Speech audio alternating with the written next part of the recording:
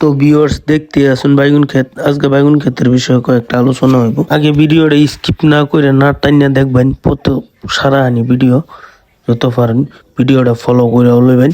তাই আমি ভিডিওটা আরম্ভ করি। বাইগুন খেতি একটা লম্বা খেতি, অধিক লম্বা খেতি। বাইগুন খেতি যে করে অ্যাকচুয়ালি বাইগুন খেতির মধ্যে লাভবান হয়। তো বাইগুন খেতির মধ্যে একটা নিয়ম আছে, নিয়ম ডিমান্ড রইলে বাইগুন খেতি সুন্দরভাবে করুন যায়। তো 2-3টা নিয়ম আছে, আমি এই 2-3টা নিয়ম কইবার চাইতাছি ভিউয়ার্স বন্ধুরার সামনে আজকে। 1 নম্বর নিয়ম হয়েছে গিয়ে বাইগুন ক্ষেতের প্রথম যে সম্বল আপনারা গুটি কিনবেন, গুড়িটা অ্যাকচুয়ালি বীজটা সুন্দর করে দেখতে ভাই শূন্য সুন্দর করে লইতে লাগবো। আর বাইগুন ক্ষেত প্রচুর পরিমাণ গোবর লাগে, অর্গানিক সিস্টেমে লাগে। যত অর্গানিক দিবেন অত বাইগুন ক্ষেতের লাগে বাইগুন খুব সুন্দর। 3 নম্বর হয়েছে গিয়া বাইগুন ক্ষেত যদি আপনারা কিরা বাঁচায় রাখতেন তে বাইগুন বাজারও মার্কেটও উড়াইতে পারবেন। খুব সুন্দর বাইগুন কোয়ালিটি হইব, কালার হইব। আমি অল্প জায়গা লাগাইছিলাম, অল্প জায়গাতে খুব একটা ভালো রেজাল্ট হয়েছে।